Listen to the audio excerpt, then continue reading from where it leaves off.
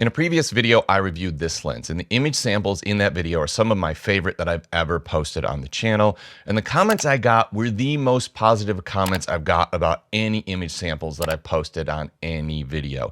And my take was the images just right out of camera just basically looked like they were straight out of a Hollywood movie. And all I could think was, this really should be a cinema lens, even though it's a clearly dedicated photography lens. Now, fast forward 8 months later, and I was sent this lens. This is the cinema version of that previous lens with a couple of little updates. In full disclosure, the set of lenses was sent out to me at no cost to myself, and I do get to keep them. This is not a paid or sponsored video, and they had no say in the making of the video.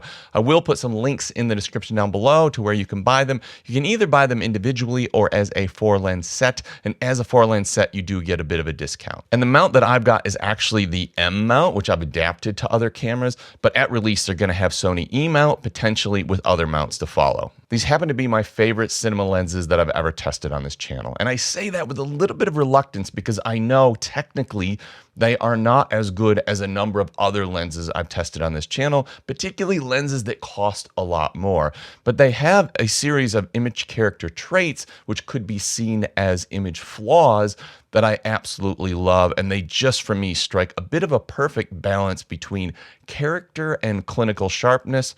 And later in the video, I will circle back and I will talk about how they compare to the DZO film Arles primes, which are about 4 times the price, as well as the Nisi Athena primes, which are probably about 30% more than these lenses. And not only have they released the 28mm, they've released a 50, they've released a 35, and they released a 75 as well, and they have a 21mm to come. So you're going to get a complete set of lenses with this really interesting look.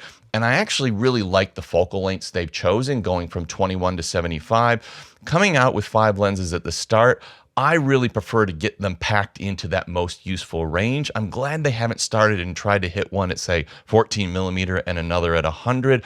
I would rather have those options in that core range of focal lengths that I generally use for filming. And then if they decide to add something interesting later on, sure, they can add an ultra wide or an ultra long. But if I look at most of the video I shoot, it is between 21mm and 75mm. Now, if we just look at the lenses, the big outstanding feature on these lenses is really going to be the size. And I've got a few other cine lenses on the table so I can give you a comparison. This is the 35mm. So all of these lenses weigh around 400 grams. There is a slight variation between the different sizes. And just to give you an idea how small that is the 35mm Thypoch Simera-C.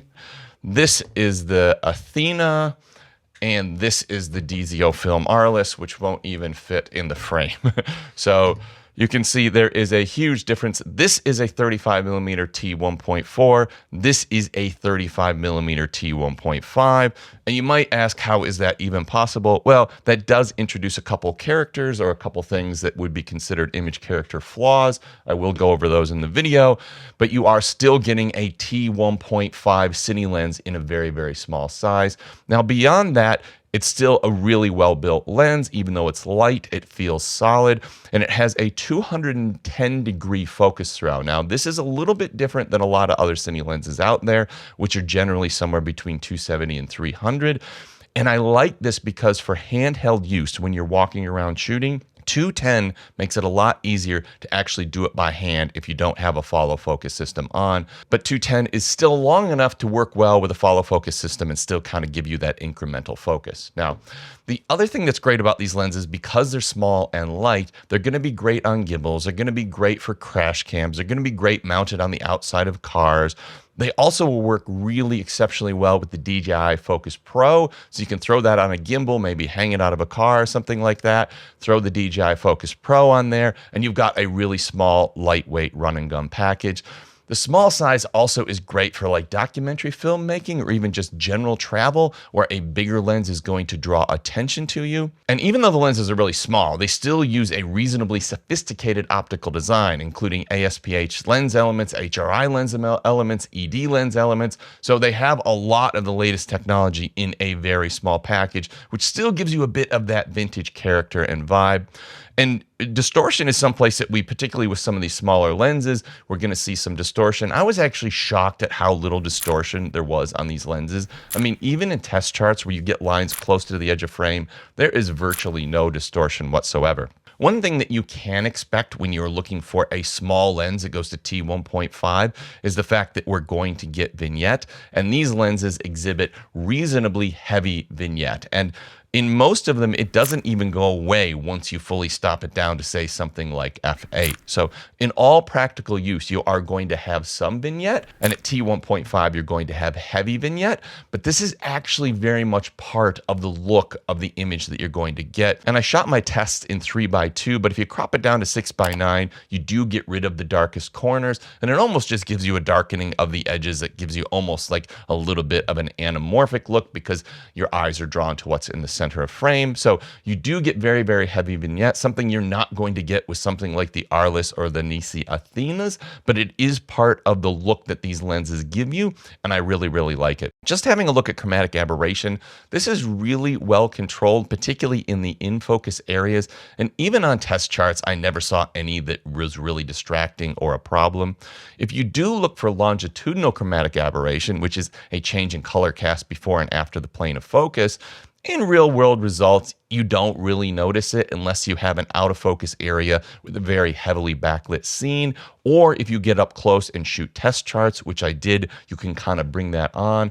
But in my experience with any real world results, it's not going to be an issue and it's really well controlled. Looking at the flare performance on the lens, now with cine lenses, I don't want a photography style flare performance. I want the lens to flare, and sometimes I want to be able to bring on some heavy flares just as part of the cinematic or interesting image that I'm trying to generate.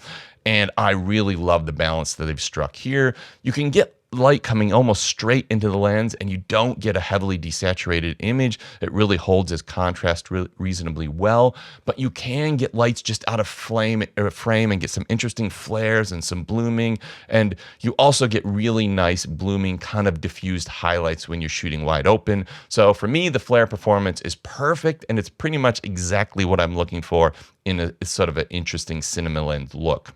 Looking at the bokeh and background blur, I think this is one of the absolutely outstanding features of these lenses. Now, you're going to get reasonably round, pleasing bokeh throughout the frame, but as you get to the edges of frame, you get this lemon shape or cutting, which almost gives you this slight swirly bokeh effect. The out of focus areas in general are very smooth and pleasing and never distracting.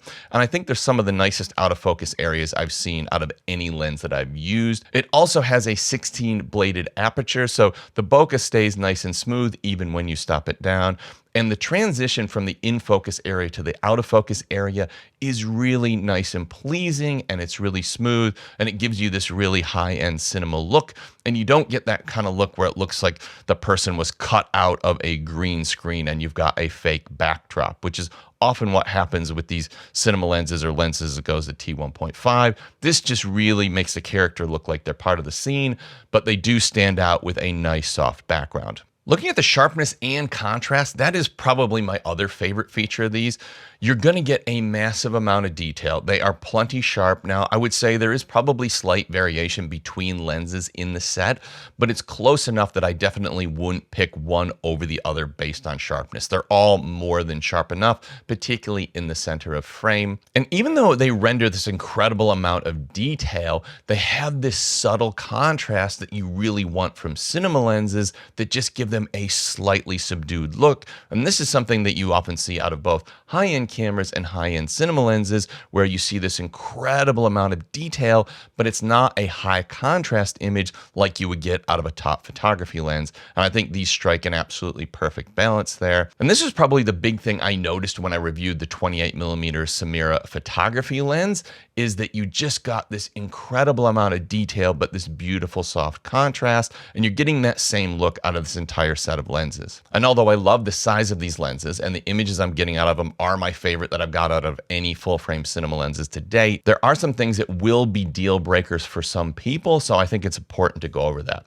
The first thing is focus breathing. These lenses were originally designed to be photography lenses, and they all have a certain amount of focus breathing, and the closer you get to the camera, the more focus breathing you're going to get. Now, in real world results where I was like tracking people moving through environments, it really wasn't wasn't noticeable, but it is something you have to be aware of and you're going to have to deal with in some situations. In controlled testing, you're going to be able to bring it on and it's pretty heavy, but in real world, it's probably a little bit less of a problem. Other issue you're going to find is color shift. Now, with photography lenses, we don't really worry about color shift between one lens and another, and whether it be Sony, Tamron, Sigma, Canon, whatever, all of their photography lenses will have some color shift between them, but generally shooting raw and it's very easy to edit that.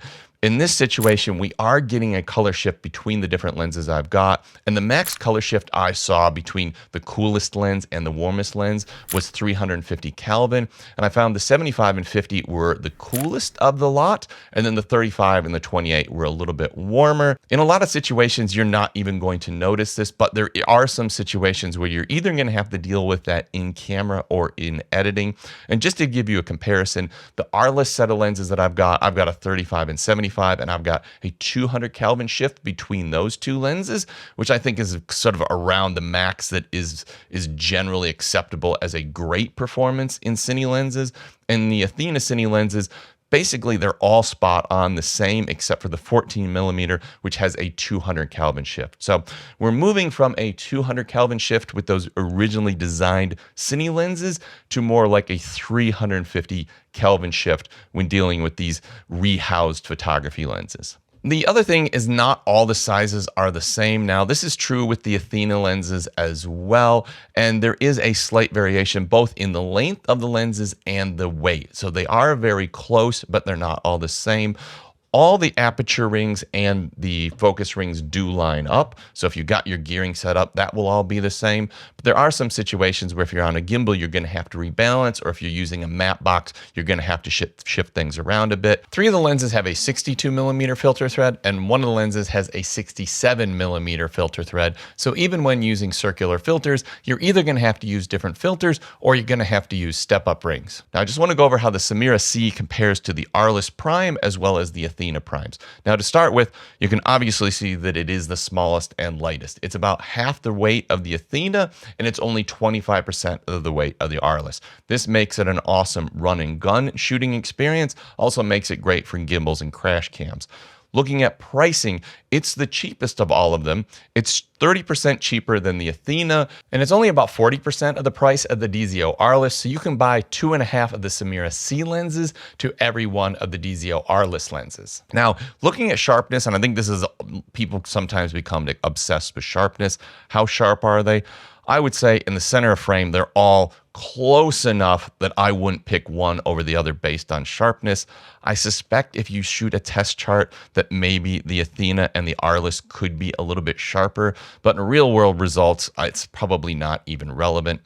Probably one of the biggest factors you're going to see is in the image character that these different lenses impart on your footage. And first of all, having a look at Vignette, that is a big part of the image that you're getting out of the Simera-C. It has very heavy Vignette, where both the Athena and the Arles are lenses that are designed to work on VistaVision sensors, which means they have bigger image circles, and you get very low Vignette on both of those versus very heavy Vignette on the smaller lens. And that is a big part of what you're going to see in the images, and it really depends on what kind of image that you're trying to generate or the look you're going for.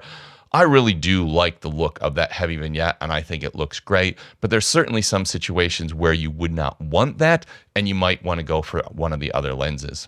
And in general, looking at the image character that you get out of all these lenses, the Simera-C is definitely giving you a very specific baked-in look, a little bit of imperfection, but with a bit of clinical sharpness, with heavy vignetting around the edges. And I think it is a great lens for sort of narrative and some moody doc work, or even family fun and travel. It's for people who like that baked-in look straight out of a camera. But if you're looking for a more neutral, clean look that you can modify with filters or in editing, then I think probably the Athena or the Arles are better options for that. Now, the DZO Arles primes are an amazing contrast to the Simera-C lenses because they're almost like totally different. You've got super character lens versus super neutral lens. And I've just thrown a video on screen now. That's my review of the Arles primes. And I think that's a great one to watch as just a compare and contrast to the Simera-C lenses.